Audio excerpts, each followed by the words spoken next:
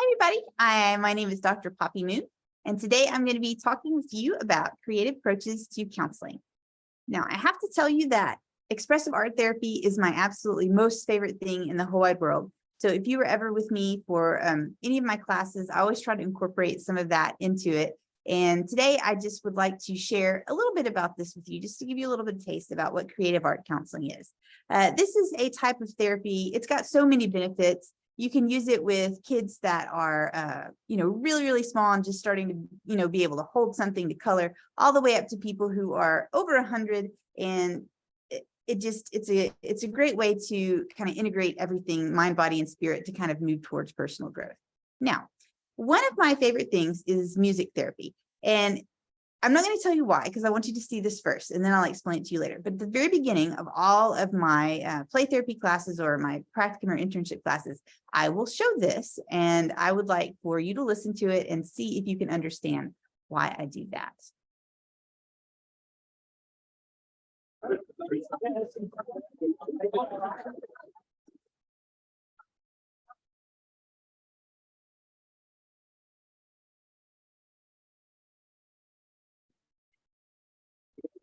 From the almost starting left the girls a tune, nearly broken. I was a link to father dear, kissed me darling mother, drank a pint of beer, my grief and tears to smother, then off to reap the corn and leave where I was born. I cut to start my corn to banish ghosts and gobbling in a new pair of roads, rattling over the halls and frightening all the dogs on the rocky roads. A double and 1, 2, 3, 4, 5, up there and turn her down the rocky road and all the way to double and whack below the round. In golden garden nights I rested him, so weary started by daylight, big morning lights, and airy tongued rather than music keep me out from thinking that's the valley's clear, when Aries on for drinking. See the lassie smile, happy all the while, a curious dance with such your hand.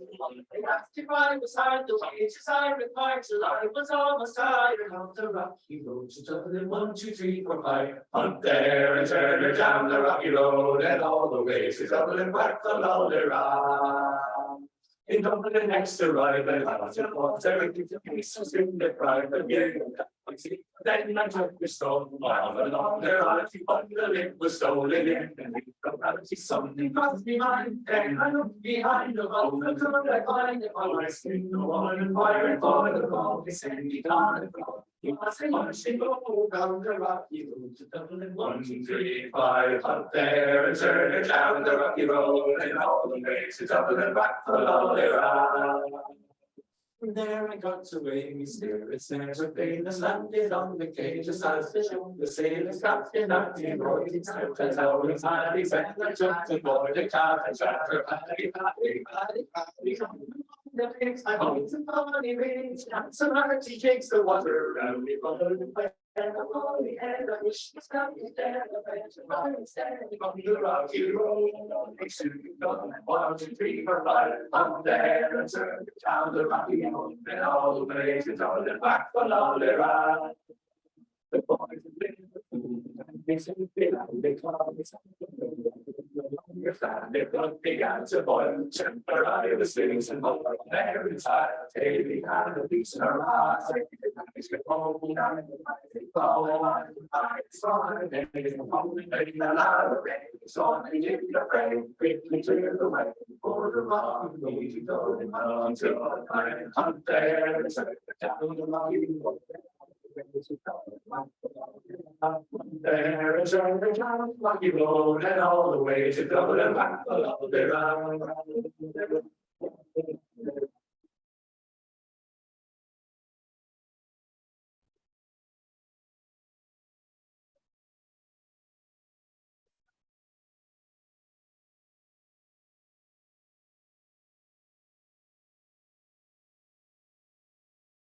Okay, so I love doing that. Whenever I watch that, it puts me in such a good mood. It brings up the whole level of things. So you're probably coming on here, you're like, I got to watch a lecture about creative art therapy, lecture.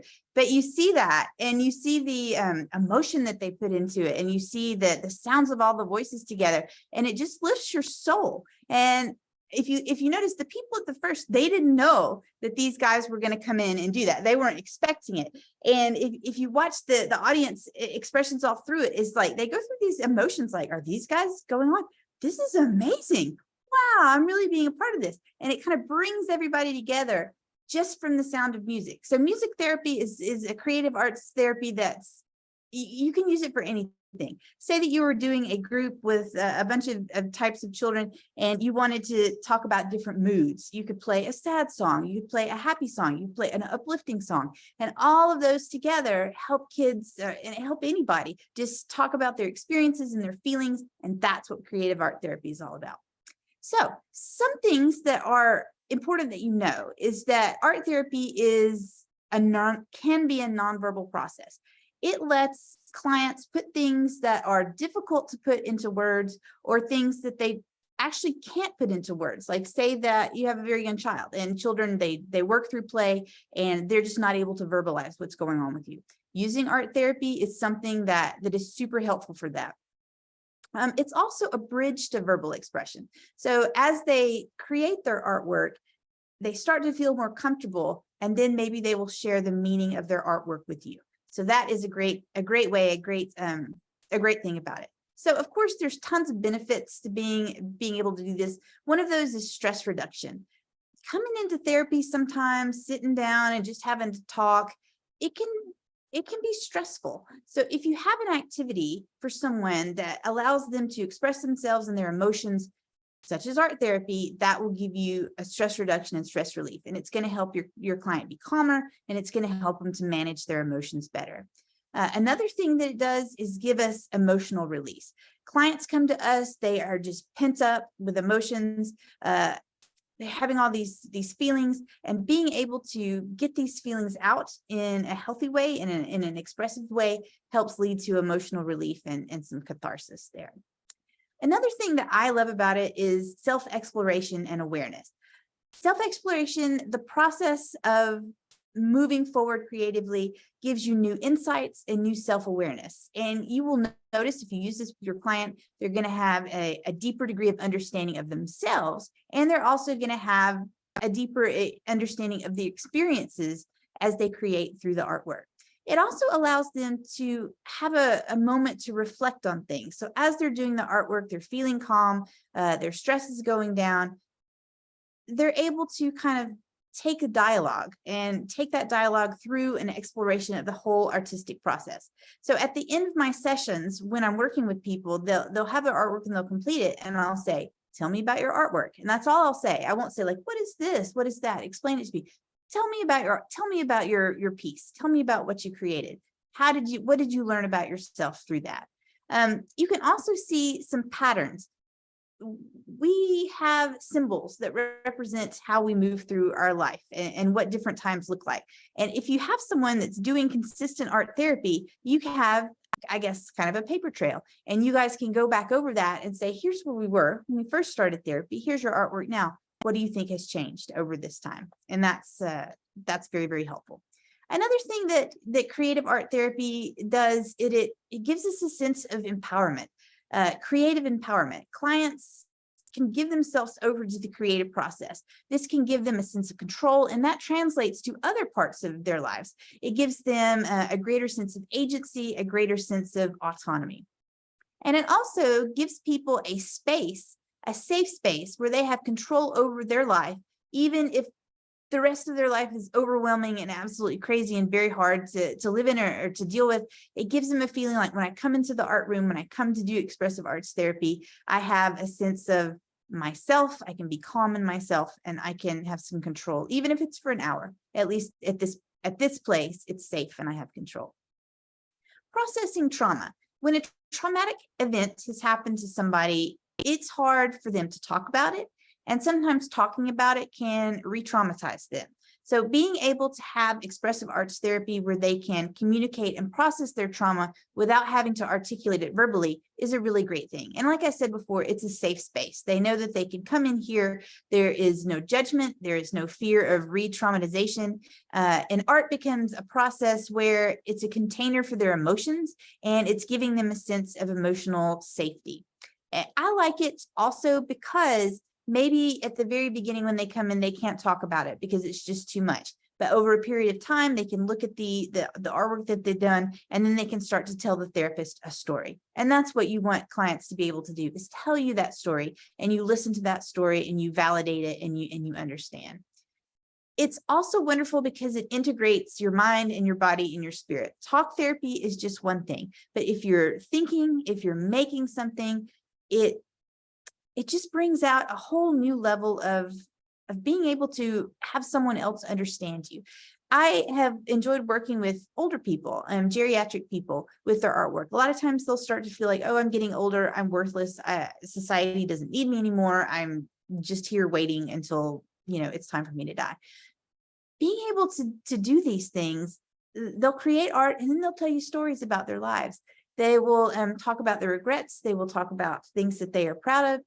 It also will start to make them feel, if they're having some depression or some anxiety, it helps them kind of lift up out of that. And they can start to say, hey, maybe I've got some time left that I have new goals and I have new thoughts and things that I want to be able to do. And using that as a form of self-expression is absolutely priceless. One of here's some techniques that I do. One of those is with mandalas. Whenever a mandala is a circular representation, normally like this one that I have right here, it's a circular representation, and this one in particular just has a lot of different small parts to it, but you can do different types of mandalas. One of those that I like to do with my students is draw a circle and divide it into 3 parts, and each part represents something. One part is who I am, one part is who I used to be, and one part is who I will be in the future. And they will take that, and then each section they will put what it looks like, symbols that are, what it looks like. So a symbol for me today, I'm a professor. I might have my little professor hat on. I might have papers and some books, different things like that. What is a diploma, like wrapped up a diploma in there. So that would be who I am. And I also have a little dog named Finn, and we're learning how to do pet therapy together. So I might draw him in there. And then for who I was, I could draw past things that I've done. Been a teacher. I've worked in a child and adolescent therapy place. I've worked in, I might put other things like that. I had a dog before Finn. His name was Snoots. Glad that I can bring Snoots into here. And he and I made a board game for children. So I might draw that in there as well. And then thinking about the future, I'm going to have to think on that one. But different things that I look forward to in the future, those are symbols that I would put in there. So when my class comes together, they bring their mandalas, they show them to the rest of the class, and then they go into a narrative about what everything means. And that's great because everybody is learning about everybody else in the group. So now they know, oh, she's really into coffee, or, oh, she's doing pet therapy, or, whatever. They have a little girl and she's going to go start dance this week. Sharing that. And in the sharing, that is what's in the beauty of it. Now, Zentangle is quite popular right now. You can go to their Zentangle website, and if you want to become a Zentangle teacher, I think it's like $2,400, but I will teach you this for free right now. Zentangle is where you draw a shape, and then you will draw inside that shape little patterns. If you want, you can email me at moon@ulm.com, and I have a Zentangle packet that I have put together that I use with my clients and with my students. And it has all of these little designs in here. So you will basically draw the shape, or there's some shapes in the packet if you like, and you will use a pen and you will draw those little patterns into different parts of the space. And once you finish it, you can color it in a really beautiful way, or you can just leave it black and white, however you want to do it. The neat thing about Zentangle is that you use a pen instead of a pencil with an eraser, because they don't want you going and be like, oh, I messed it up, let me go back and erase it. They want it to be a process where you are continually working and you're continually creating. So even if you mess up something, you'll just be like, oh, okay, I messed it up, but now I'm going to change it a little bit, and that'll be a new pattern, and I can add that to a new area. So that is Zentangle. It's a form of meditative artwork, and I absolutely adore it. Another thing that is my favorite, and if you ever want to talk about this, because I did my dissertation on it, is Sandtray. Sandtray therapy is when you have a box And if you're being like super perfect about it, it's a box that has blue painted on the bottom and on the sides, and that represents the on the bottom. It's blue on the bottom and sides, and the bottom part represents like rivers or oceans, and then the part on the side is the sky, and it is filled with sand. Then you have a ton of tiny miniatures that represent everything from, you know, stuff that's earth, like rocks and trees. It goes up to like people, spiritual figures, buildings, all kinds of stuff. If you are super interested in this, go online and type in sand tray therapy, and you will find so many different types of people who have their rooms organized in specific ways with all other types of miniatures. So when the client comes into your office, you will say, create a world in the sand. And that's all that you say to them. And they will be able to take things from the miniatures and create a world in the sand that kind of explains what's going on in their life, things that they're nervous about, things that they're working on. And it may take several sessions before they're super comfortable working in the sand and creating different worlds in the sand. And then once they finish, all you say is, tell me about your world. And they can tell you what's going on in there. And it's really, really a neat thing to be able to see someone using sand tray and someone processing their worlds through that. Okay, here we have the next one, board games. Oh, I brought Snoots and I forgot that I had Snoots to get on here. Okay, so you can use board games, particularly in therapy, when there are structured setting, like in a structured setting where you have a way to get a bunch of clients in to come and work on something with you together. The neat thing about board games is they help people communicate. It helps with social skills. So when you're doing a board game, pick out something that is appropriate for the developmental level that you're at. And so if you are working on social skills, then this is a good game for this. Snoots Toots is a kids game of empathy and manners. And nobody really can win the game. It's not a winning game, but it's a game where you get to go around and talk about different things about yourself, do different cards and stuff like that. So Snoots Toots is good because it works with helping kids learn to take their turn, cooperating, doing active listening, and respecting other people's boundaries. Another thing that board games do is emotional regulation. If you have kids that are having a hard time regulating their emotions, then these types of games can help teach coping strategies and ways to help regulate their emotions effectively. It's also great for problem solving. They have to think, here's my problem. What am I going to be able to do to move forward with this? Like critical thinking skills, strategizing skills, and realizing the consequences of their actions when they are in gameplay. Last thing that I want to bring up, and there's so many things that I could talk to you guys about, but this is just a simple overview for you, is bibliotherapy. And bibliotherapy is when you select a book that meets the needs of the client that you're working with. This is why I'm so frustrated with the whole banning of books things, because kids need to be able to explore the world. One of the ways that they can go on many, many different types of adventures is through the covers of a book. If you have a teen client, maybe you have one who is having concern, is thinking about LGBTQ, you would go and search for texts that would be special for them. So this one right here is called I Wish You the Best by Mason Deaver. And it's a novel, and it centers around Ben, who's a non-binary teenager who comes out to their parents and then gets kicked out of their home. And Ben moves in with their estranged sister and navigates new friendships and learns about the complexities of being true to themselves. So many bibliotherapy books. If you want to work with kids, there's a ton of them. I recommend you go to a place called youthlight.com, which works with just mental health things for young people, and they will have a ton of books for whatever topic that you might need. So if you have any questions for me, my email is moon@uldm.com. If you're interested in that Zentangle pack, send me an email. If you have any more questions about this, I'm happy to talk with you about it. This is a great way to do therapy, and I think that it will work. It's something that every counselor needs to have inside their toolbox.